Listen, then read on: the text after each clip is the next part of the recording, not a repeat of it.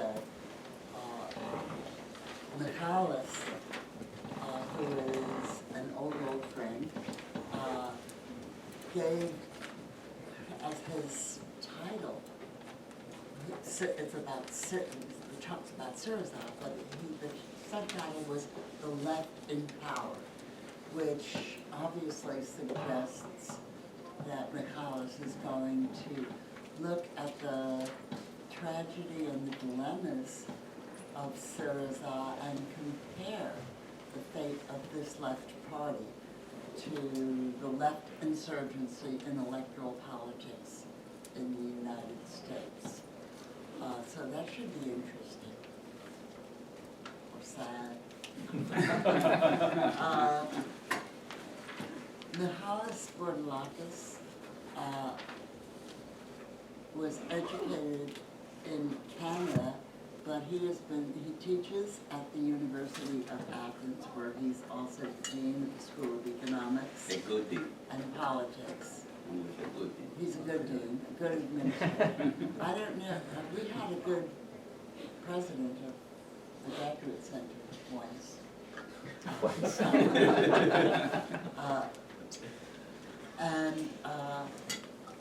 Michalis' special concentration is on political representation, and particularly on the political parties that aggregate and organize voter representation. He has obviously studied political parties in Greece, but he also is a sophisticate. He knows the literature in England and the United States and Canada on political parties and representation.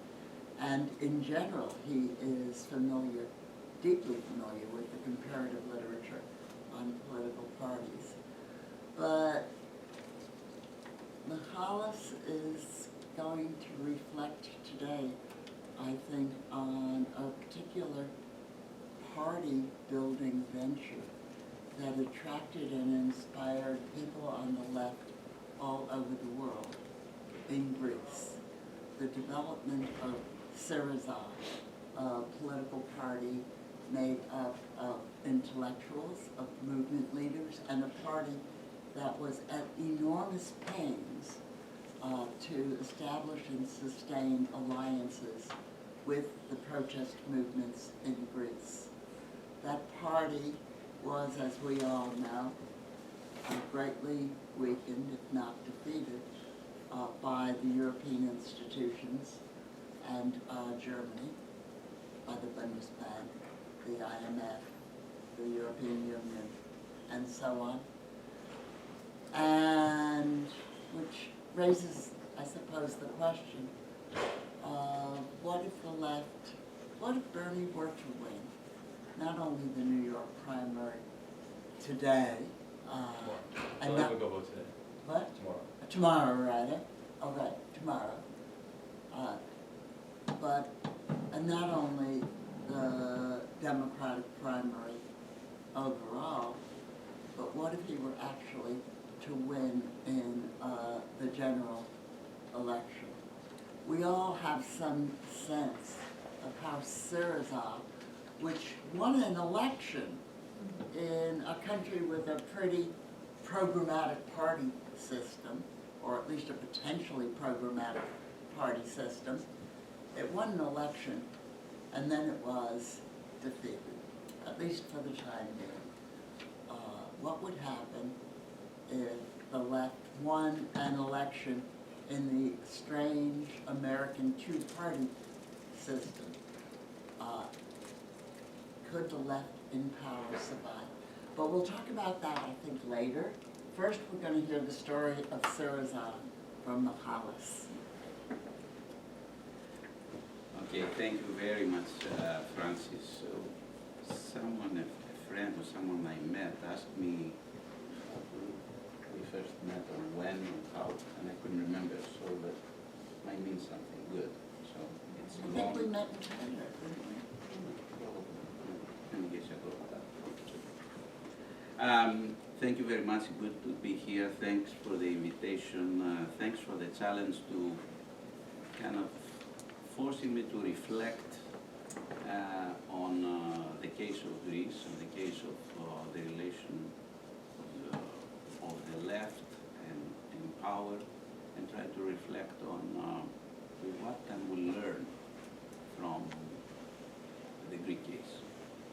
The Greek case as a tragedy, I refer to this, how I interpret tragedy myself in a minute. Let's start with the title. The question of power and the left is always problematic, a controversial issue for the left, for the history of the left. There are theoretical deficiencies, theoretical problems. Some of them come from the weak political analysis of Marxism. Despite all the advances made in the late 60s, 70s, and some of the people in this room are responsible for this, should be credited for these advancements. And also there are some practical hang-ups among the left and the leftists.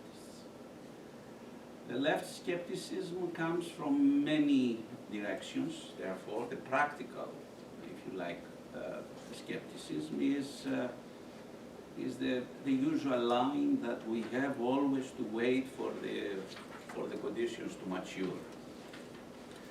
To me, this is an understanding of the left. It has nothing to do with the left tradition and the left claims. It's more of a Platonic understanding of how the society works. It's more of a Platonic understanding of how politics work. It's also a historical, because in actual historical terms, the left always got involved when the time was, when the conditions were there. The left answered to the challenge and entered power in one way or the other. There are other kind of reservations, and for the left to get involved into central stage politics or into political power, and this has to do with a kind of reservations that the left does not want to compromise its values and principles. This is an apolitical, to me, understanding of what politics is all about and what the left is all about. And another kind of reservation is the fear of defeat. That if we get into power, then we'll end up be defeated by, of course, usually superior forces of the enemy. And this will lead basically to what has been called in the literature sub-political activity. In other words, we see that in Greece to some extent today. Okay, we're defeated in our major project, therefore I'll stay with my neighborhood organization and I won't care that much about what's going on in the central states. There are also some theoretical deficiencies, as I already said, regarding how the left perceives its participation in political power, and this has to do with the confusion and lack of distinction between state and government. And here I have to say that there is an eclectic and, if you like, a peculiar instrumentalist affinity relationship between social democratic tradition and Marxist-Leninist tradition. The social democratic tradition thinks, okay, we'll move in, and by replacing the personnel, we can make the difference, while the Marxist-Leninist tradition, they think, will, as soon as we move in, we'll dismantle the state, immediately and will change everything again in a similar way. So there's some similarity in the logic of both of these main traditions of the left. Well, to me, we have to use and understand this relation by making a distinction that has been made by some of our friends. That Hillary Wainwright made that distinction recently.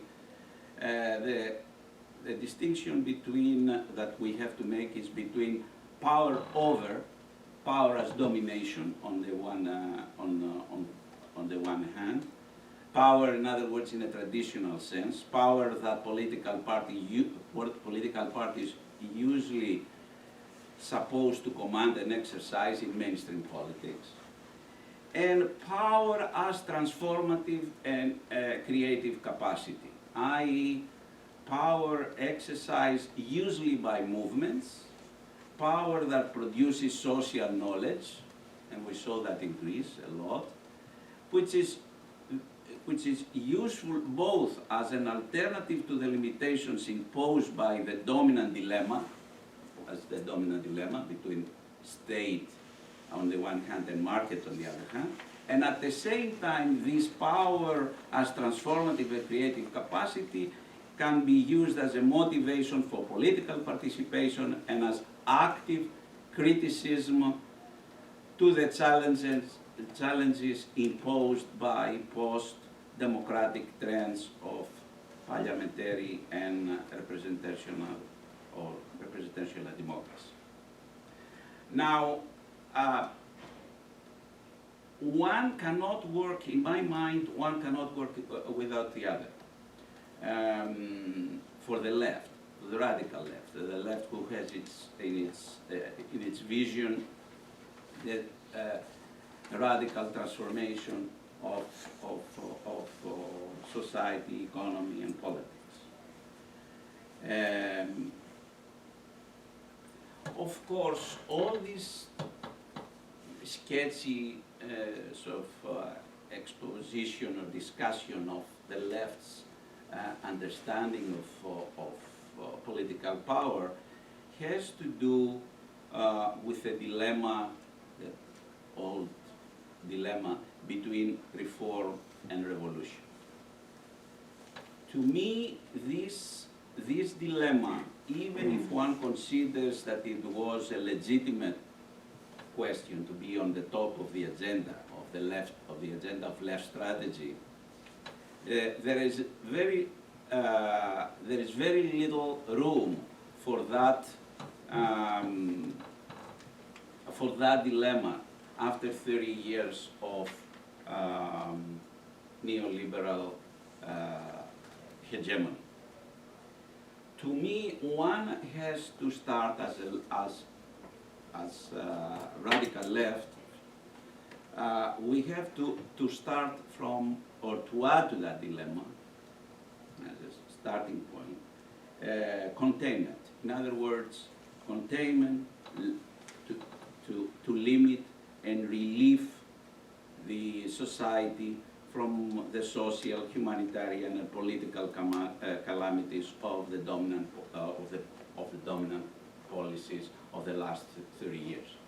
So for the left to discuss reform or revolution today, it's ahistorical. It's has been I think it's obsolete kind of question because both are, you can have a reform and revolution at the same time, but given the situation we're in, we have to start with the word with containment, with try to deal with the hardships of and to amend the problems our societies faced in the last 30 years at all levels, political, economic, and social. Okay, I'm not claiming here that the left get involved in political power, in government, by all means. I'm not subscriber, quite the contrary, in fact, to what the modernizers coming from the left have been doing in Greece, democratic left and another thing. There are conditions under which it seems to me the left should get into this great adventure. Okay, a couple more things before I get points before I get into the lessons, as the second part of the title says, learning from the Greek tragedy. A few words about the word tragedy. Here I use the word tragedy the way Aristotle uses it, not in the common sense of the word that we use it in everyday language. And Aristotle tells us that is the enactment of a deed that is important and complete and of a certain magnitude by means of language enriched with ornaments, each used separately in the different parts of the play. It is acted, not merely recited, and through pity and fear it effects relief, catharsis, to such or similar emotions. Okay, for the sake of our discussion and the title you propose, let's see Syriza in this sense. Syriza indeed is an important and comprehensive deed, not complete, in other words, not completely, not finished, not done. It's in a process, but it's a comprehensive thing, a complete thing. Second point, it's a deed of some magnitude. There's no question about that. That's the tragedy of Syriza. And it is for Greece, it was for Europe, and it's for the world's politics. It's not just for the Greek politics. It carries some weight, historical weight. By means of language enriched, Syriza exposed the importance of symbolism, of rhetoric, the importance of the media carried in modern politics, and a lot of symbolism and important acts accompany Syriza's entrance into power, starting from a few weeks, this week I guess, Pope's visit to Greece, Tsipras' visit to the Vatican, Tsipras, a 39-year-old leading the radical left ticket in the European Union in 2014, Tsipras and Syriza's government was the first government that visited Iran from the West just 3 weeks ago, so on and so forth. So there's a lot of that, and at the same time, Syriza has to confront very harsh criticism by the media. Very what? A harsh criticism or polemics, I should say. It's enactment, and fourth, it is an enactment that created emotions, there's no question about that, of pity, fear, depression, and because of all these emotions, we need to be relieved. We need a catharsis.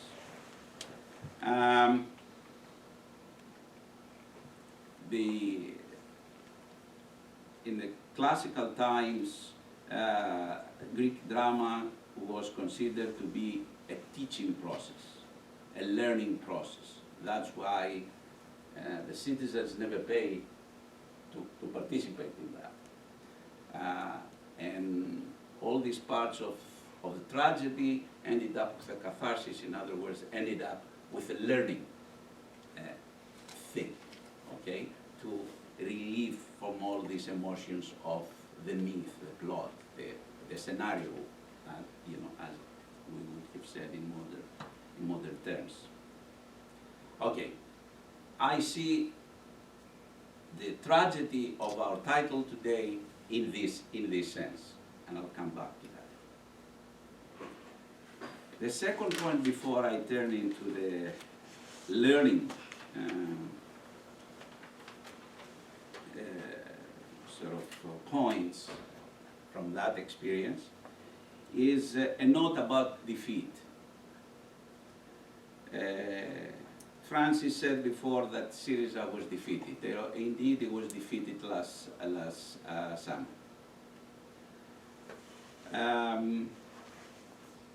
There are many people on the left that say it was defeated. Some people even talk about capitulation, or quite a few of them, you know, and they just gave up on the whole process. Forgetting those comrades, those colleagues, or whatever, that defeat is a constituent part of left's history. Left struggles, fights for human emancipation is bound to be met with defeats. That's our story since 1848. After all, no attempt of radical transformation of the society has ever been anything but a painful marathon with numerous retreats, defeats, and sidetracking.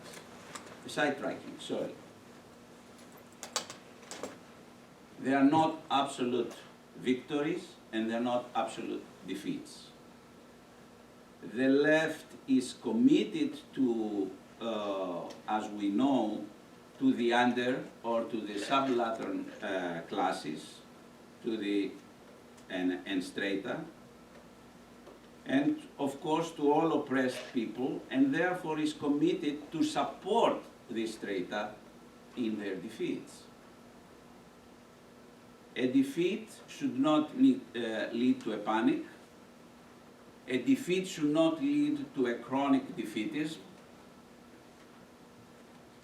A defeat should not lead to individual retreat, departure, and as frequent happens with some parts of the left, to a self-righteous sectarianism. I told you so, you know, that kind of thing. Defeats and victories should not lead at the same time to calming reassurance, even if electoral victories happen. I remember some of us last January in Greece, we wanted to win and celebrate that night, get drunk, celebrate, because we knew the next day would be hell. Not because we were sure that this is gonna be like a picnic, like a stroll in the park. A defeat also can be very useful. We can take account of our mistakes, shortcomings, and it's a learning opportunity. Learning from tragedies, and we need a catharsis, a learning catharsis here. Going back to the Aristotle. You see, some of us always find an easy way out going back to this. It's tricky. It might be all right. An advantage because you can claim some Greek authenticity. Yeah, I hope there is some substance in this instead of just the rhetoric. All right. I put in my notes here a few ideas, a few lessons, a few things that they came to my mind as learning from that Greek tragedy, from Syriza's tragedy, from the left tragedy, which can be useful for not just for Syriza, not just for European left, but beyond that. And so happens that there were 10 of them. Honest to God, I didn't count them. I just, wrote them last night down, and it came out to be 10. There are a lot more. First of all, lesson number 1, the strategy that brings a particular left to the central stage should not be forgotten, even if electorally seems sometimes that makes no difference. What has happened with Syriza, why I'm saying this, what has happened with Syriza is that Syriza rushed into capture power under the pressure of contain or find relief of the humanitarian crisis, and forgot or undermined its strategy, which brought Syriza into the central stage of Greek politics. And this strategy had to do with the social movements and Syriza's particular involvement in the social field. It had to do with the way Syriza treated social and political representation, how Syriza produced its program, and how Syriza actively promoted the unity of the left. Point number 2,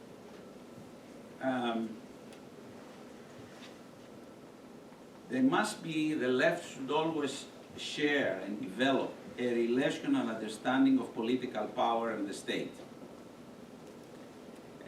Changing or neutralizing the enemy is not about fairness, politeness, or giving in to pressures that not take over the state apparatus. The left should take over the state apparatus and not give in to the pressures of the left is undemocratic and so on and so forth. What has happened, why I'm saying this? Because what Syriza has been doing for over a year now is it appears it has no methodology for recruitment in public office. So usually people of the old regime, of the sort of technocrats, politicians, etc., all this cadre of modernizers, of people in the public sphere who didn't support Syriza. I had nothing to do with Syriza's tradition, culture, etc. They've been invited to join public office, and this is always problematic. Number 3, and that's very important, it seems to me for around here, and not just for tomorrow's primary, but it's what's going to happen with the phenomenon of Bernie and what's going to happen with the radicalization although I shouldn't use that word, I realize that radicalization has a complete different meaning around here and elsewhere, so, okay, leftward leaning, so whatever, I don't know how can I say. Third point is that there's no way the left should get involved into political power, into government, if you like, without a political agent, without a political party. Why am I saying this? Because part of Syriza's defeat or retreat is it's the hollowing out of the party. And it has been a hollowing out of the party. Some was expected. It was a hollowing out by because parts of Syriza's cadre move upwards and they move into the government, and that weakened the party. And after the defeat, some people left the party, exit, or some people find refuge into sub-politics, and they are dealing with their local little affairs, this park, this solidarity, doing important work, but having nothing to do anymore with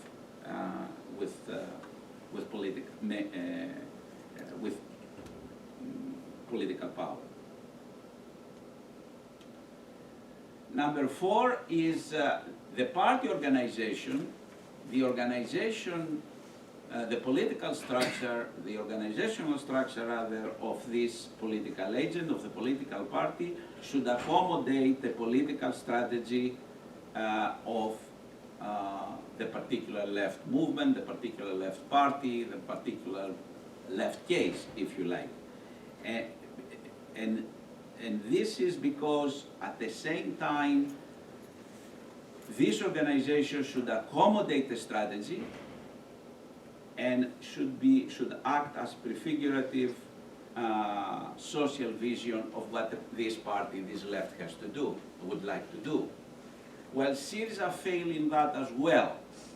Its federated organization was helpful to between, say,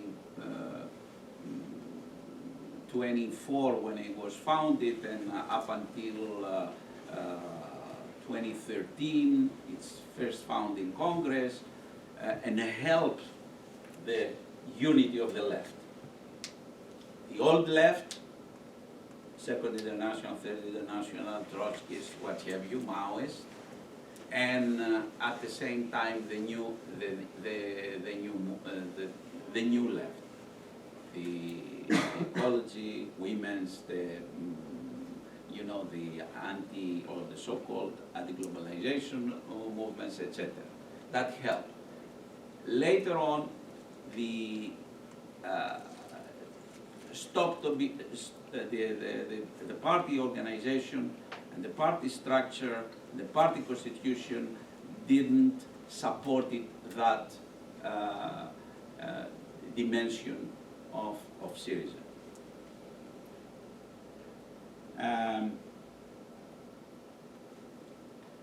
Number 5, I think the left should not undermine the social alliances that supported it. And there is always the need to cement the social alliances that push forward any effort to capture power by the left. In other words, it's not enough to express during the protest a social alliance that supports you, but it's very important at the stage of